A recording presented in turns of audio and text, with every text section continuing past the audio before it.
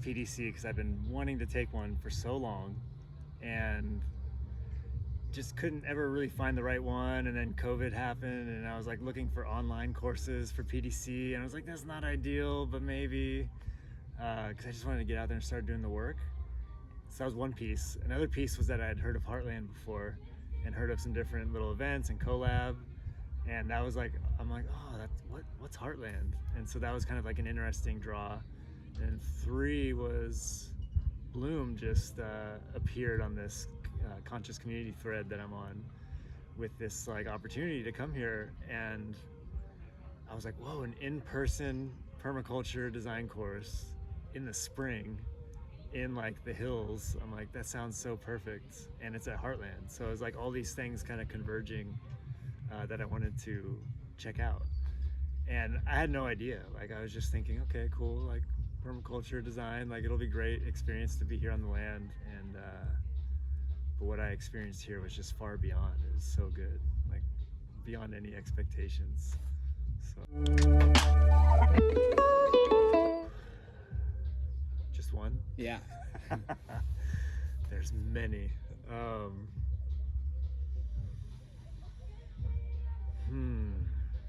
I think just overall was like there's this it's almost like permission. Like there's so many tools that were shared and all of that was great, and learning ways to work the land and work with people, but really seeing these tools that help us come together, work together towards like a goal of regenerative structures, either in land or communities, and it's in a way that allows us to really come into ourselves and celebrate like ourselves and each other while doing these great projects. So I think that's kind of like the nugget, is like how beautiful it was to get the social piece of all this elaborate permaculture design, but also knowing really strongly that social element of, yeah, how do we do it together and what can we do together, and seeing the examples of what we did here together, just having our little dance parties or like co-creating little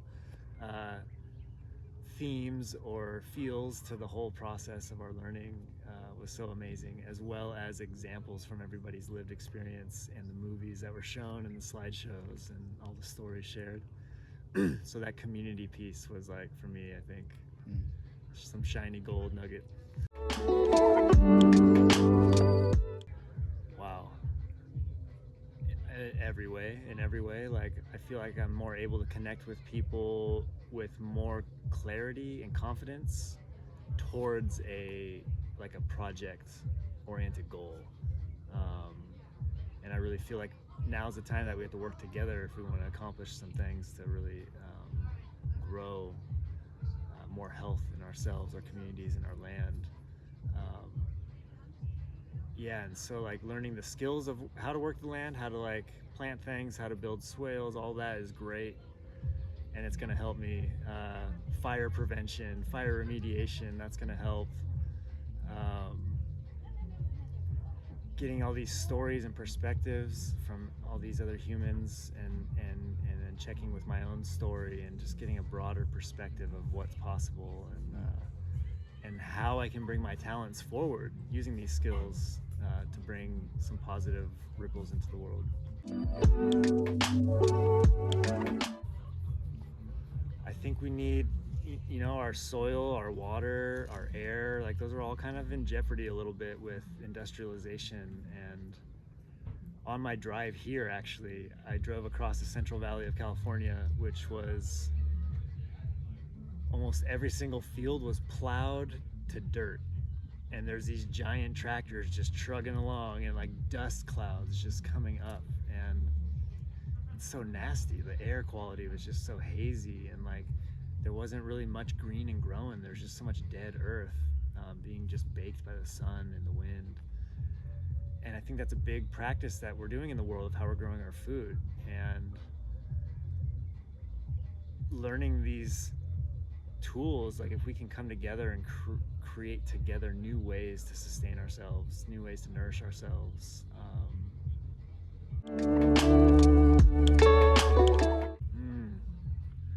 I love the oak trees. Like, oaks have always been one of my favorite trees, and how they dance through time.